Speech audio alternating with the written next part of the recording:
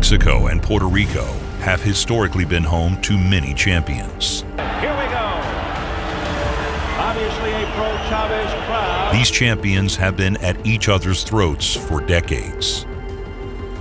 No Mexican monster made it through the pro ranks without meeting a badass Boricua at some point. It started with Carlos Zarate and Wilfredo Gomez.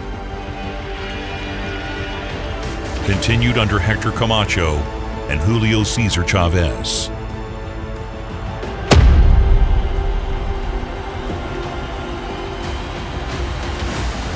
This hot-blooded rivalry has seen one classic war after another. Never has it been quite so hot as the controversial pair of wars between Puerto Rican champion Miguel Cotto and the Tijuana Tornado, Antonio Margarito. Margarito comes to hurt you.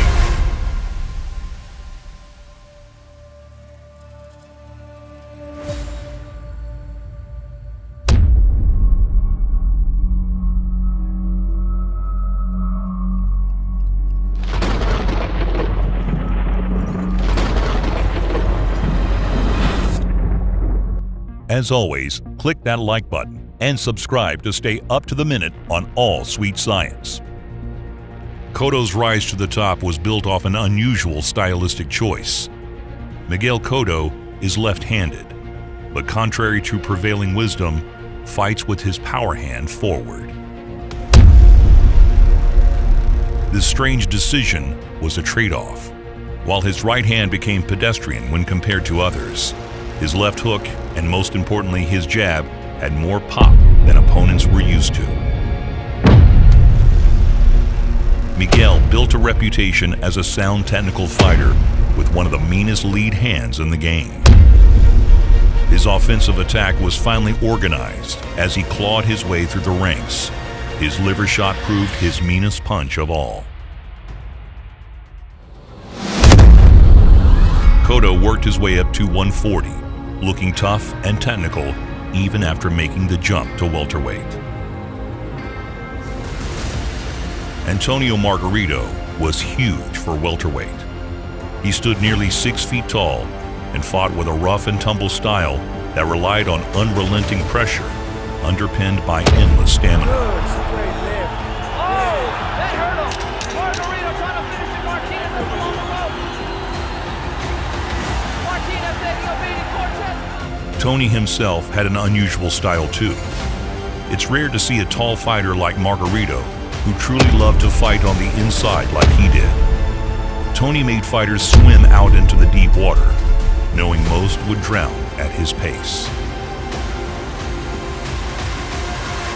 When the two met in January 2009, the world anticipated another hotly contested chapter of the Mexico versus Puerto Rico rivalry.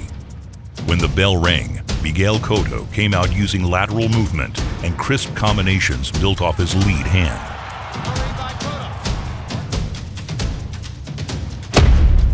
Rounds passed, with Miguel lighting up the lanky Mexican swarmer. Until Miguel's cardio finally starts to wear down.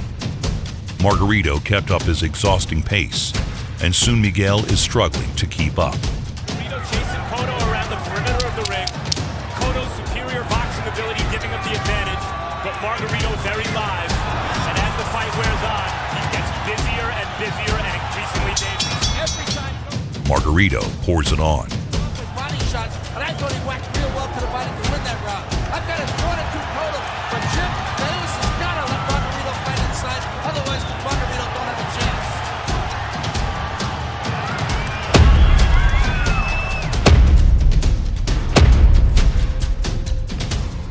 Just the judges looking at his face and people watching, looking at Cotto's face, he looks like the guy who's taken the beating.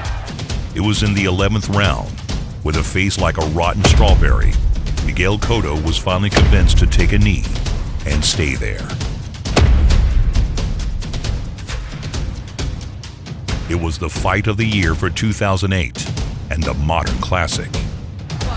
That is a modern boxing classic. In the post-fight celebration, An innocuous photo was taken of Antonio Margarito celebrating with his gloves off. Something looks clearly off with the wrap on his left hand. Before Margarito's next fight with Sugar Shane Mosley, Mosley's trainer noticed something suspicious about his hand wraps and demanded they be rewrapped. There was such a distraction about the tape on the wrist. You know, that could be the fake out. I'll show you this to give you something else. So I checked the pad, and when I checked the pad, it felt hard. So then the commissioner felt it, he said, that feels pretty hard. The commissioner flipped it open, and a block fell out of it. Antonio fought Mosley with clean hands. The punches that forced Cotto to give ground seemed to roll off of Mosley. Shane put a beating on him, destroyed him via 9th round KO. Mosley again a right and a left and a right and a left, and Margarito about to go down, and the referee steps in. This fight is over. Margarito's wraps were taken by the commission, were found to have been covered in a powder similar to plaster of Paris. Plaster of Paris hardens when it gets wet, like a cast. Margarito and his trainer were suspended pending an investigation. Margarito's trainer admitted to making a big mistake. The investigation found Margarito didn't know about the gloves, but suspended him for a year anyway. He used it. He used the plaster the night of the fight with me. He looks and he acts like a criminal. After sitting out a year, Margarito looks like his old self against Roberto Garcia, so he's thrown back into the Shark Tank.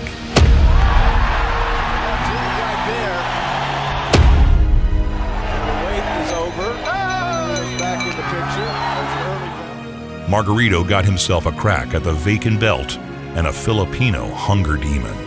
Pacquiao put one of the most legendary beatings of the modern era on Margarito. It's an absolute clinic that he's putting on right here. Oh, that eye is bad. Margarito up, and Margarito now in retreat. He might be ready to drop it. It could be. It didn't take long before Margarito's eye turns to hamburger. It went far deeper than that. Manny broke his orbital socket. Round after round, they played tag. Antonio Margarito was terminally it. He took over 400 punches on an already shattered bone. Margarito was somehow tough enough to lose by decision.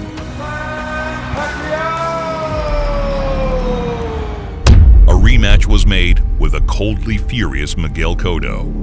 In the run-up to the fight, the two were asked to sit down and discuss the issue. What started as a friendly national rivalry was now bitterly personal for both men. You didn't need to speak Spanish to understand what staring daggers looked like. You be the judge. A mí no me importa lo que tú pienses, o sea, estuve limpio, o sea, no me importa. Va a ser lo mismo, que sea, lo que sea. Necesitas fuerza para vencer y la tengo.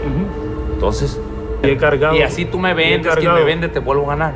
¿Tú crees? Y así, así yo creo. Así como lo yo creo.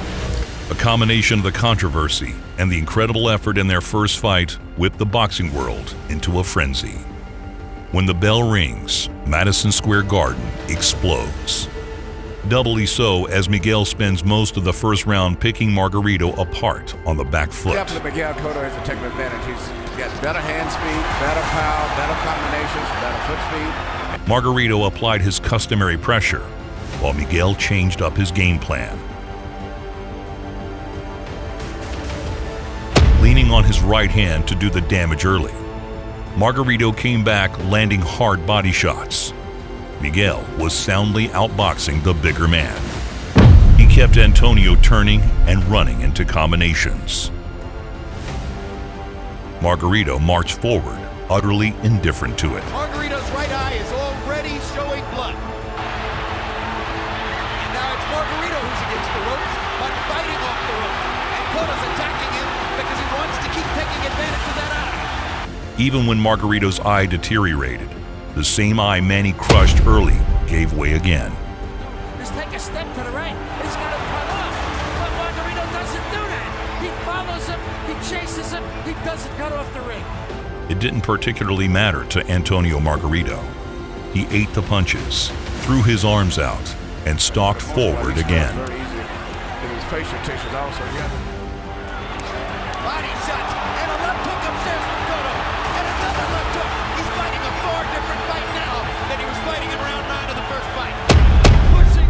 between rounds, the doctor was called in to look at Margarito's obviously broken eye and calls off the fight at the end of the 9th.